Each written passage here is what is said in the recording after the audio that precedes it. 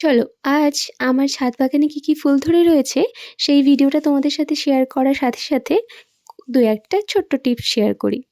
এই যে গাছটি দেখাচ্ছি, এটি হচ্ছে একটা বাগান বিলাস গাছ। আমি এটা নিয়েছিলাম যখন খুব ছোট্ট চারা ছিল তখন।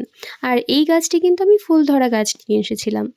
তো আমি সবসময় তোমাদেরকে সাজেস্ট করব, ফুল ধরে থাকা গাছ তোমরা নার্সারি থেকে নিও না। কারণ তোমরা যদি নার্সারি থেকে কোনো ফুল ধরা গাছ নিয়ে আসো, তারপর তোমার বাড়িতে লাগাও, কিছুদিন পরে দেখবে ফুলগুলো ঝরে গেছে বা গাছের অবস্থা অনেক সময় খারাপ হয়ে যায়। কারণ কি, ওই গাছটি ওই পরিবেশ থেকে অন্য একটা পরিবেশে এসে খাপ খাওয়াতে পারে না।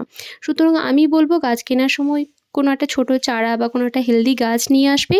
সেই গাছটিকে নিজের বাড়িতে নিয়ে এসে সেই পরিবেশে খাপ খাওয়াতে একটুখানি সময় দেবে, তাকে পরিচর্যা করবে, যত্ন দেবে, বড় করবে। তারপর যখন সেই গাছ ফুল দেবে, তখন দেখবে অনেক বেশি ভালো লাগবে আর অনেক মানে ভরপুর ফুল আসবে সেই গাছে, বা ফল আসবে ভরপুর। তো সবসময় বলবো যে চারা গাছ কেনার চেষ্টা করো তোমরা নার্সারি থেকে। নিজের বাড়িতে এসে নিজের মতো করে মানুষ করো, বড় করো, দেখো অনেক বেশি ভালো লাগবে। আমার ম্যাক্সিমাম গাছই চারা থেকে বড় করা।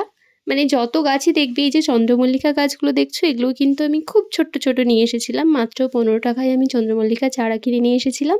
সেখান থেকে ওদেরকে আমি বড় করেছি, সেখান থেকে ফুল ধরেছে। আর যে গাছ আমি ফুল ধরা বা ফল ধরা গাছ নিয়ে এসেছি, সেই গাছ নিয়ে এসে কিন্তু আমাকে পস্তাতে হয়েছে সবসময়। সো আমি যেটা সাজেস্ট করলাম, এটা মেনে চলার চেষ্টা করো।